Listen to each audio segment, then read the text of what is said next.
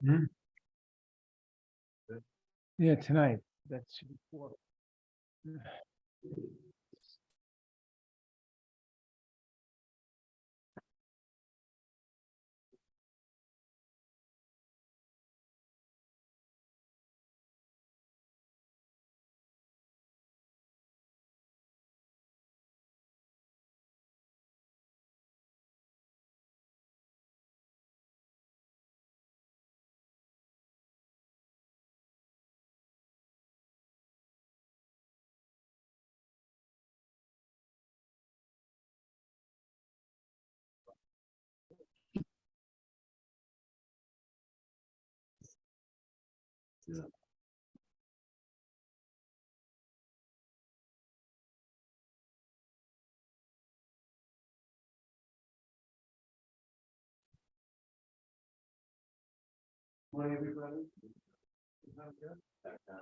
I got your message.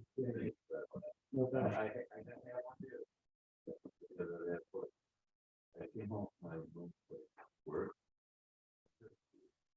No bracha, no bracha.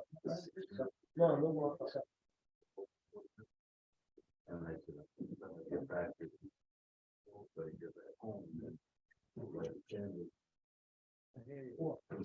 Okay, no problem. No problem. We should have other occasions, Mr. Hayward. Happy occasion. No problem. Yes. You're on.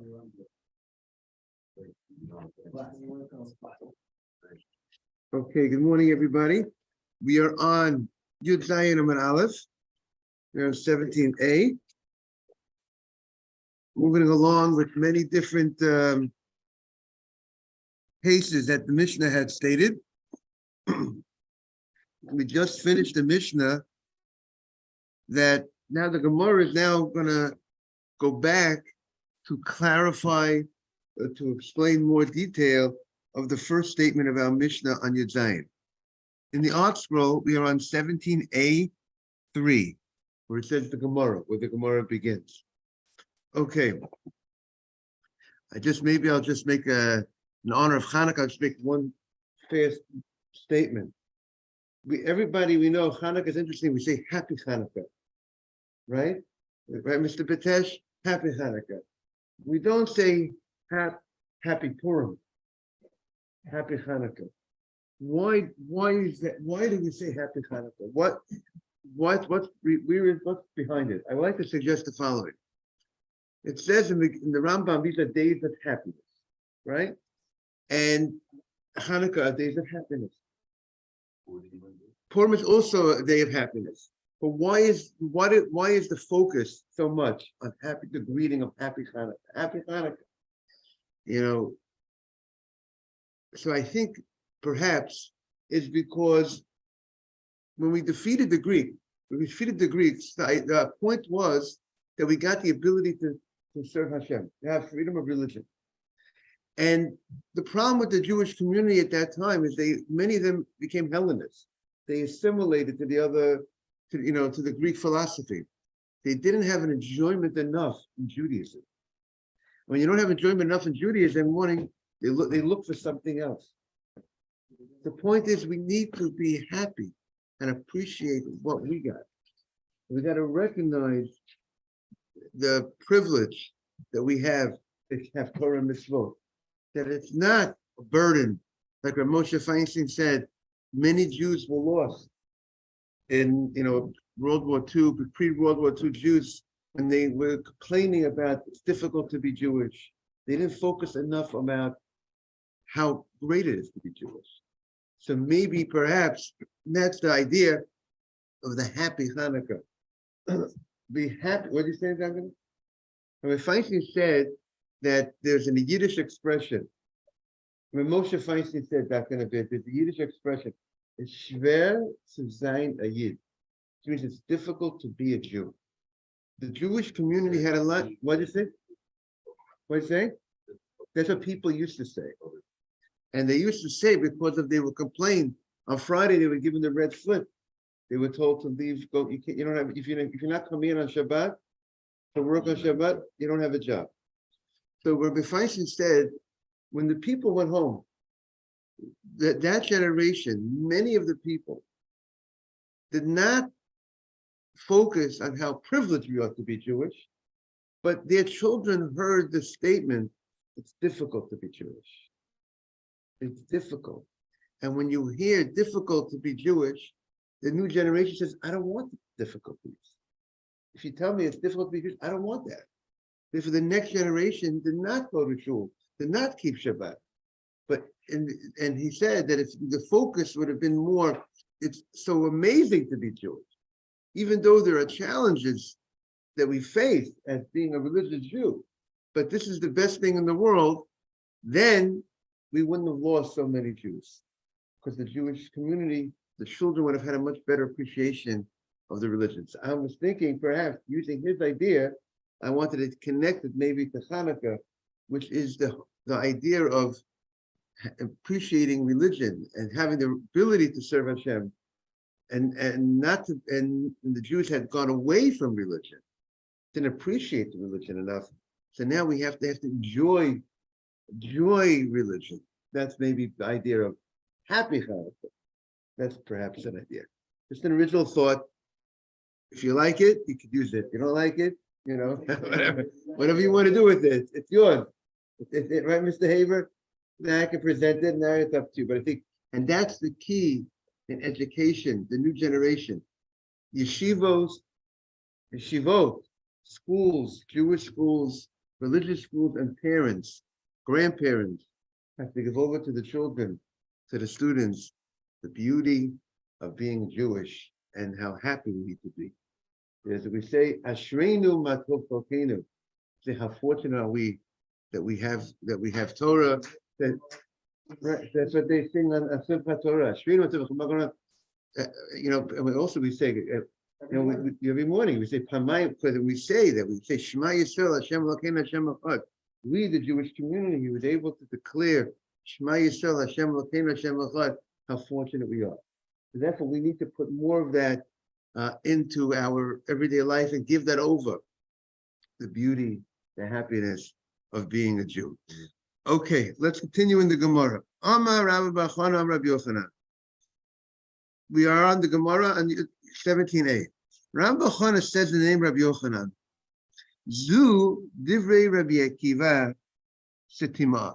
The opinion that's found in our Mishnah that says that if a person eats the first fruits, which we spoke about, the first fruits of the crops from the 7 species of Israel, from the wheat, barley, the pomegranates, dates, wheat, barley, pomegranates, dates, figs, olives, and grapes, right? Those the 7 species of Israel. We have to give the first fruits to Kohen. And the Mishnah stated, and there are certain halachot that are connected with the mitzvah.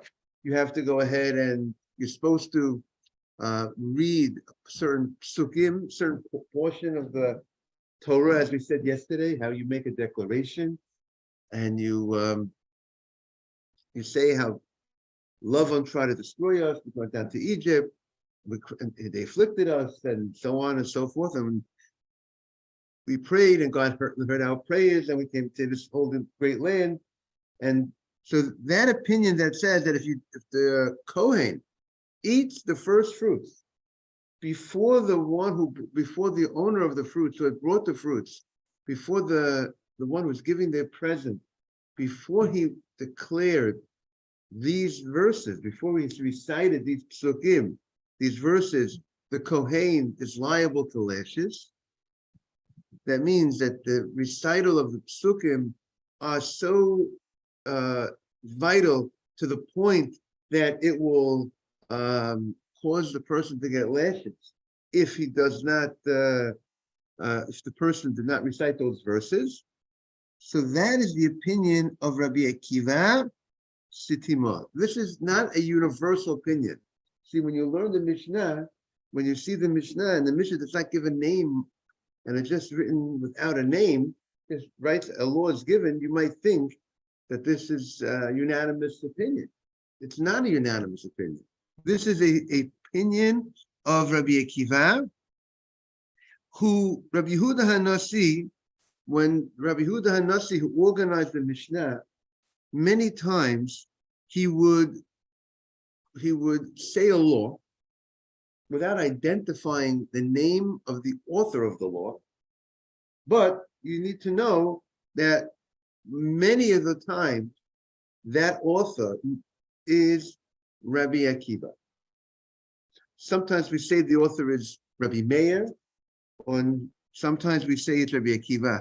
The anonymous statement in the Mishnah many times could be either unanimous opinion, or it could be the opinion of most probably Rabbi Meir or Rabbi Akiva. Those are the two opinions that are generally not mentioned by name. Yes.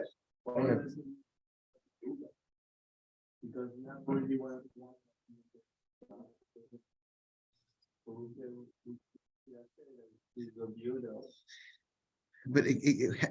it doesn't have a name, right? It has a law without a name. So it's usually Rabbi Akiva or it's Rabbi Meir. So here the Gemara is saying this particular case, it's Rabbi Akiva. That's what the Gemara says. Now,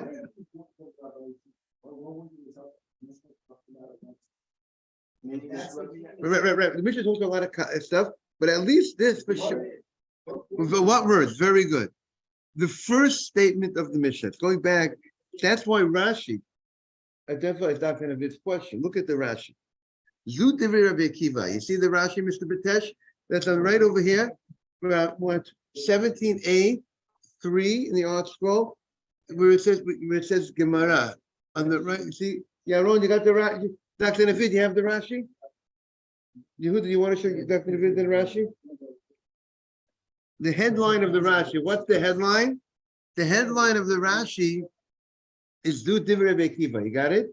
So if Rashi states, Masnitin, our Mishnah, Diktani, that taught the law, Bikurim, that the first fruits that you bring, Kriya, the recital of the verses of the Psukim, the card, so to speak, the greeting card that you give with the gift, the part you wish when you're thanking Hashem for the fruits, the Bikurim Kriya Makrubu, the recital of those Psukim would hold you back from the fulfillment of the mitzvah. It's such an integral part of the mitzvah that is bringing the fruits and expressing your appreciation. The expressing the appreciation is going to hold back you from fulfilling the mitzvah of Bikurim. Not enough to give the fruits. That means you have to, if you give the fruits and you did not express, it's going to hold you back from fulfilling the mitzvah, meaning to how? That means the Kohen is forbidden to eat those fruits still. The mitzvah is to give the first fruits and to say these verses. There's two parts to the mitzvah. You have to say verses, you have to say psukim in connection with the giving of the fruits. And if you gave the fruits, but you did not say the psukim, the fruits are off limits. They're forbidden. You did not, the mitzvah hasn't been completed. It's not, you can't check out like from the store. You didn't finish the process. The process is not finished yet. So Rashi says Rabbi Akiva.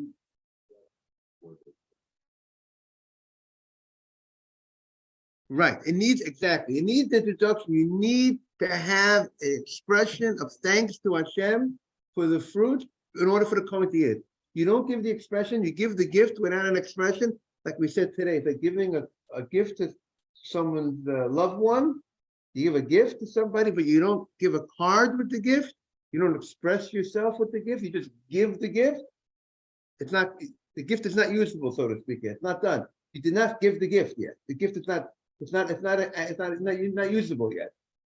That's how powerful, how important the Torah is giving to the expressing yourself and appreciating what's going on over here. That you got the first fruits. Don't just bring the first fruits. We want you to say something about it. We want you to open up your mouth, express your thanks, express your appreciation. By the way, everybody's wife called me up last night and said, "What's happening?" It's amazing that everyone's expressing themselves so nicely. By the way, one of the guy, Adam, who was here at the class yesterday, came to the came to the dinner last night, the Hanukkah dinner, and someone ran a at the Hanukkah dinner, someone ran a let's make a deal at the dinner. And one of the things that they said was, you could say something you learned from Rabbi Friedman, you win a prize or whatever. So the guy said, I learned how we have to express ourselves, something like that, So that was what he said last night. So the Rashi says, the Rabbi Akiva, the opinion of the Mishnah is Rabbi Akiva, Shehayarogel Rebbe listom devarav Mishnah bistam, bekama makomot. It's very common. Rabbi Yehuda Hanasi, when he would write the Mishnah, without identifying the name of the author of that statement, of that law, and it was very common. It was Rabbi Akiva. So that's what the Gemara is saying. So the opinion of the Mishnah is who? Is Rabbi Akiva. Now, but you know what the Gemara informs us? Rabbi Yochanan is informing us, but it's not the majority opinion, and therefore it's not the halacha.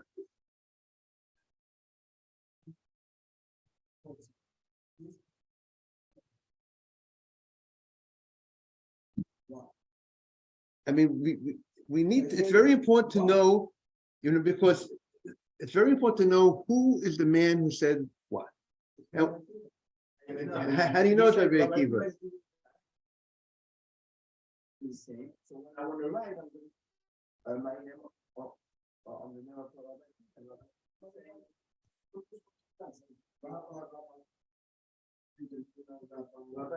Right. You're supposed. It's very important to quote. I mean, because that's right. Because let's say you'll have somebody else saying something else different in the name of Rabbi Yochanan. You have to know.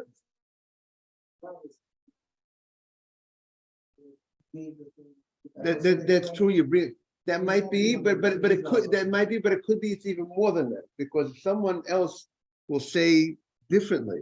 Let's say we have two different rabbis. Rabbi Bachana, someone says Rabbi Yochanan said this, and someone else said, let's say Reuven said Rabbi Yochanan said this. Shimon said that Rabbi Yochanan said something else. So now who is more authentic? So now that you know. And now, if Reuven is known to be more exact in his statement, I mean, sometimes you find in the Gemara that this rabbi was more exact. He was more. Right. Someone is more of an expert in certain cases, and someone more, exact more in their reports than the other one. So, or more medayek.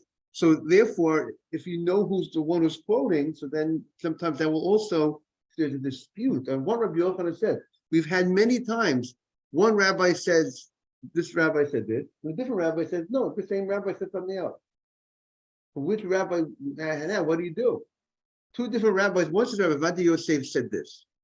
Another, one rabbi said, and then Rabbi Vadi Yosef's son says, no, Rabbi Vadi Yosef said something else. I would go with the son. I would think that the son, who is closer to his father, would know more what his father said than some other rabbi who was not as close. So it's important to know who's quoting, who's saying what. So the Gemara says, and also it could be sometimes it's possible the rabbi could change his mind. Maybe if one rabbi lived at a later on in that rabbi's life, maybe if he's the one quoting us, maybe you would go with the later rabbi. Maybe that's what the rabbi is from the later time of the rabbi's life. So the Gemara says, but the Chachamim say, Bikurim, the first fruits, Hanacha Makevet Behu. The reciting of the verses, as much as it's a mitzvah, it's supposed to be done. But sometimes there are certain things in life that you're supposed to do. But if you don't do it, it does not hold you back from the fulfillment of the mitzvah. Meaning, technically, the Kohen could eat the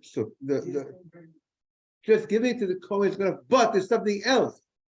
That's the battery that would allow you to eat it. that is placing the first fruits in front of the Mizbeach, in front of the altar. The Torah talks about placing in front of the altar when you come to the Beit HaMikdash, which maybe is symbolic of you're giving it to Hashem, so to speak. You're giving it to the Kohen, but the Kohen is getting it as a result of being the Kohen. Good morning. Boker Tov, happy Hanukkah. So that is a stronger requirement than the verses, meaning both are required, but like you have sometimes, you're making a deal. You're supposed to do certain things before in order for a deal to take place. But if you miss a certain step, the deal can still go through. But sometimes if you miss a certain step, the deal doesn't go through. Right? So now the Gemara is saying the step that, even though you're supposed to do both steps, you're supposed to do both things, but nevertheless, the deal still goes through. I'm going to give you an example. The Torah says you're supposed to v'nasnu al tzitzit hakanaf. By the way, Yaron, you sent to the group that we're on. Thank you very much. You place on the tzitzit, on the tzitzit hakanaf, on your strings, and your tzitzit, it's supposed to place a betil techelet. It's supposed to be one of the strings are supposed to have a dye, a special blue dye from a certain fish, and that's called techelet. You'll see there are some people that you'll find a blue string on the talit. You ever notice they have a blue string on a string of techelet? Most people in the Syrian community do not have techelet, but like many in the Ashkenaz, they don't have techelet because even though there's a mitzvah to have techelet, to have this special blue dye, but we've had a dip. There's been a time period that we lost the tradition of knowing which exact fish has that dye, that specific dye. What did you say? Oh, very good. What's the significance of that? Is so Rashi, one approach is because the blue dye reminds you of the ocean, the color of the dye, and the ocean reminds you of the heavens, the Shemayim. It's opposite the heavens, and the heavens is where the Kiseh Kavod, the heavenly throne of Hashem. So the idea is when you see this color is supposed to help you Moto. That's how the Ramban explains. When you would see this blue color on the tzitzit, it will help you, remind you about Hashem. It will take you to the, you'll envision heaven. You'll be thinking about heaven. Hashem himself. You'll be thinking about God. And then you think about God, that will bring a person to fear God. If you think about God, then hopefully you'll listen to what God has to say. But now the question is, good morning, Yosef. Good morning, Rabbi. Most people feel we don't know which is the exact proper dye for the tchelet. Now, even though the Torah gave this mitzvah of tchelet as part of connected with the mitzvah of tzitzit, but yet, if you do not have tchelet, if you don't have this blue dye, the mitzvah of tzitzit still applies. It's not that this is a part, this is the only way you can do the mitzvah of tzitzit is if you have tchelet. No, the mitzvah of tzitzit could be fulfilled even without the tchelet. So sometimes you have a mitzvah that you have a part of a mitzvah that you're supposed to do it, but not necessarily that it will stop the be able to the fulfillment of the mitzvah if you're missing that part. However, let's say what did you say? Right, sometimes it's a better way to do it. But let's say by Sukkot, when you have to take 4 minim, Abba minim, you have to take a lulav, etrog, hadassim, aravot. If you're missing any one of the 4, you have no mitzvah. There's no mitzvah.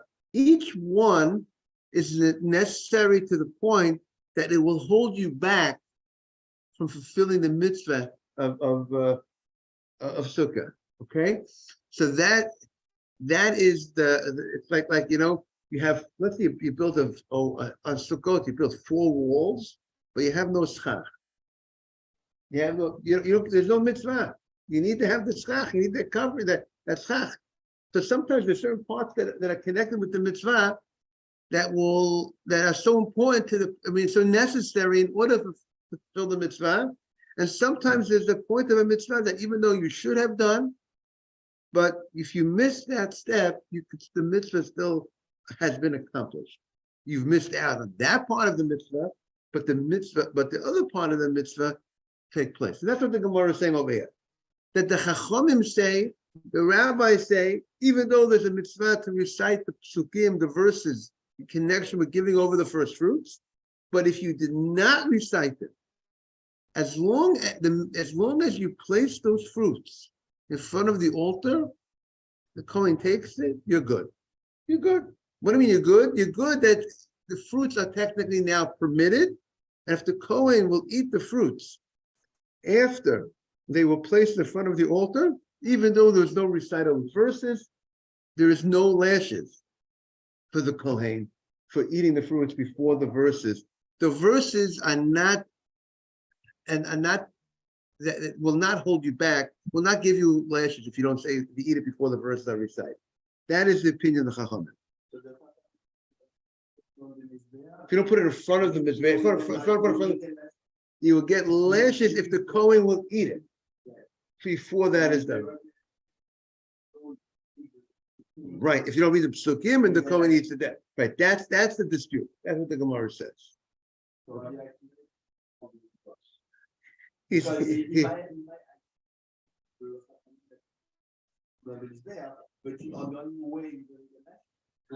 Okay, we'll see if he agrees to. It sounds like that Rabbi Akiva's main point would be the reciting. He might not say that if he didn't place it in front of the mizbeach, that will hold you back. We'll have to see more about that. So let's see what the Gemara says.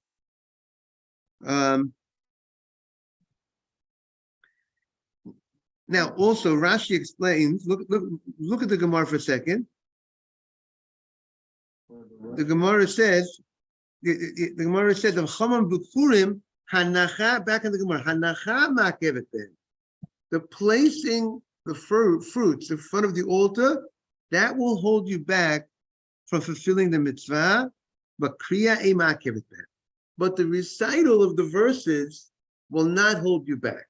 The Rashi explains what's the reason for the Chachamim, because the Torah repeats itself.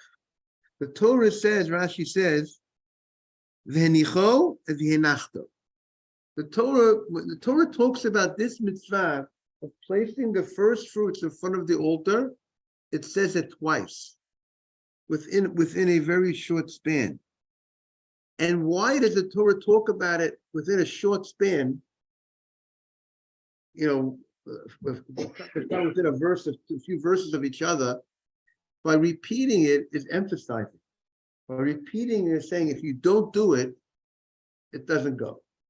If I say something once, at least in this particular situation, if you would say something once, it might not necessarily indicate that if that action wasn't done, you don't have to fulfill the mitzvah. Meaning, the responsibility of reading the psukim, the Torah mentions one time there. You need to say these verses. It didn't repeat the mitzvah of reciting the verses. By the Torah repeating the responsibility of putting the fruits in front of the altar, it's showing you, it's emphasizing that this part is such a key part that if you don't do it, you will not, it would be forbidden, Simon, for the Kohen to eat the fruits, since he did not do this part, placing it in front of him. What do you say? What do you mean the general? This is the Chacham.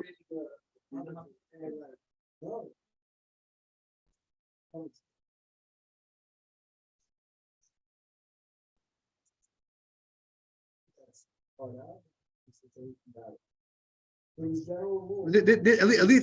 least this is what the Chachamim. This is what the Gemara is saying. That this seems to be the Chachamim's opinion, right? That because now this is the Chachamim. Okay, this is the rabbi. No, I'm saying this is the opinion of the Chachamim. That the fact that the Torah. It's essential. It's so essential. Exactly. That's what the Torah repeats it.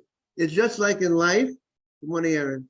When you repeat something, it's like the Torah repeats Shabbat, the mitzvah of Shabbat, not in this, not referring to the same subject. In maybe over 10 places in the Torah, it talks about the mitzvah of Shabbat. Why does the Torah emphasize Shabbat? Obviously, because this is the heart of the Jew. Every mitzvah is important, but this, like the Chavetz Chaim wrote a letter. Chavetz Chaim, I recently read a letter from the Chavetz Chaim. He wrote to the Jews in America.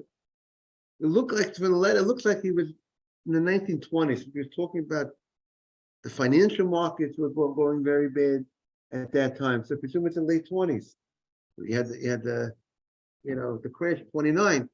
So he writes, not keeping Shabbat is like cutting off someone's head. I mean, there's certain parts that, like, a guy, this mitzvah represents the hand of a person, the foot of a person. It's important to have a foot. It's important to have a hand. It's important to have a finger, right? Each mitzvah is corresponding to a different limb in a person's body, right? There's 248 limbs in a person's body. There's 248 mitzvot aseh. 248 positive commandments. So the Chavetz Chaim says, Shabbat is the head. Because if you don't keep Shabbat, it's like you're missing your head. I think he says the head or the heart, whatever. I think he said it's missing the head. Like cutting off the guy's head. There's nothing left. The guy is missing the whole. That's how we have to look at Shabbat. I found that inspirational to look at Shabbat. The Chavetz Chaim talking in such strong terms, and maybe that should inspire us to help people keep Shabbat. So maybe that's why the Torah repeats it so much. Shabbat, how everything is important. But the Shabbat is such a basic part of the Jew. If I got to keep on talking about it, talk about it, to repeat it, to show you that how much this is so the life. So that's why the Torah repeats it over here. Torah tells us how this is the battery for the bikurim, for the first fruits to be able to be eaten, is only if you actually place it in front of the altar, the mizbeach. Bikurim is treated like truma. Truma is only allowed to be eaten by a kohen. I can't eat truma. I'm not a kohen. I can't eat truma. I would not be able to eat the bikurim. If the truma is tamei, if the truma became contaminated. No, the guy just has to give the truma to the kohen. But right, there's no official placing in front of the altar by truma. There's none of that. Just give it to the kohen. But a bikurim, the first fruits, you have to go to the Beit HaMikdash. You don't have to do it. But a truma, you go to the kohen. In Tel Aviv, you can give it to the kohen in Tel Aviv, the truma.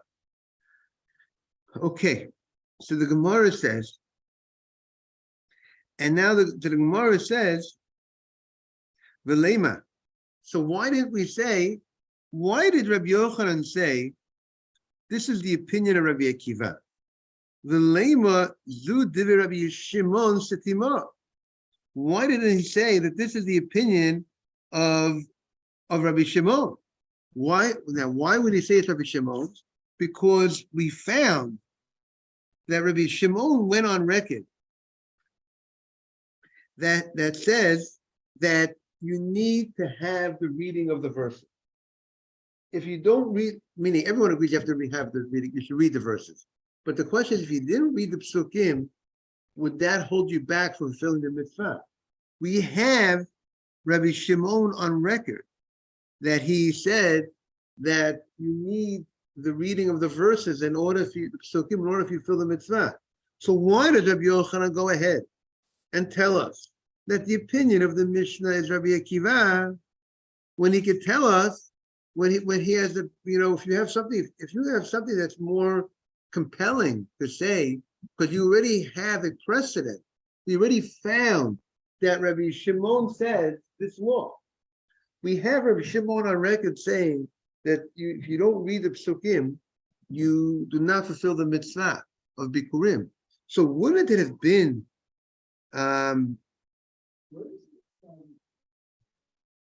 no, the Gemara is asking the question. You have to look at the Gemara. V'lema. Let him say, Zu divrei Rabbi Shimon Sitima. He should say, if there's opinion in the Mishnah, right? You have a Mishnah, it says a statement. And now you want to know who's the author of this statement, right? You know that the Chachamim, you know that the majority of the rabbis disagree, right? You know that the rabbis, Aaron, right? The rabbis disagree with this opinion. The majority of the rabbis disagree. But there is an opinion in the Mishnah. And now you want to identify who is this opinion, okay? What's the opinion in the Mishnah? That if you don't say the psukim, the verses, in connection with giving the first fruits, you do not fulfill the mitzvah. And now the question is, who is the author of the Mishnah? Who is this opinion? And now you look over your notes, you look over your memory, and you say, I know there's a Rabbi Shimon. I know we have a recording that Rabbi Shimon, we all know Rabbi Shimon said the same law that's brought in our Mishnah. What? We have on record. Rashi says we have later on, we have a Mishnah or a Braita later on. We have a recording. We have it. It's already been stated. This idea in the name of Rabbi Shimon. Rabbi Shimon. We already know this. Rabbi Shimon. We have a recording of that. Rabbi Shimon said the same thing the Mishnah said. So if you have already a recording that Rabbi Shimon is of the same opinion that the Mishnah says, so wouldn't that be more logical? Or wouldn't it be better to say, most probably the opinion of the Mishnah is Rabbi Shimon, as was Rabbi Kiva. So to that the Gemara said, the Gemara answers, it's true, we have Rabbi Shimon on record, but Rabbi Yochanan is teaching us that not only Rabbi Shimon is of that opinion, even the great Rabbi Kiva that's also his opinion. That we did not have a clear recording that we knew before. That is what he's bringing to the table. Yochanan is teaching us something new that we did not know before, and therefore that's why he's saying, yeah, he could have said this is the opinion of Rabbi Shimon, but we would not have known that Rabbi Akiva also agreed with Shimon. But the reason why he's saying it's Rabbi Akiva, he's telling us something that we did not know before. So the Gemara answers. That's the Gemara's question and answer. The Gemara's question was the lema. Let him say Zu Divrei Rabbi Shimon Setima. Let him say that this opinion of our Mishnah is Rabbi Shimon. The Gemara responds, Hakamash Malan. He's coming to tell us the Rabbi Akiva, Rabbi Shimon Srule. The Rabbi Akiva also agrees like Rabbi Shimon. So now the Gemara says, okay, you told me that Rabbi Shimon holds this. That Rabbi Shimon is also in agreement to this. Rabbi Shimon, we have a recording that Rabbi Shimon holds that you have to, if you don't recite the psukim, the verses together with the giving of the bikurim, it's no good. You get this malkut if he eats it. Where you told me you have that recording? Where do you have that recording? Where was that said? You said you said it as if we know he said it. Where was it said? So the Gemara says, my Rabbi Shimon, where was this recording that Rabbi Shimon said that if you don't say the verses, it's malkut? The Gemara says the Tanya. We have a Braita. What does the Braita says?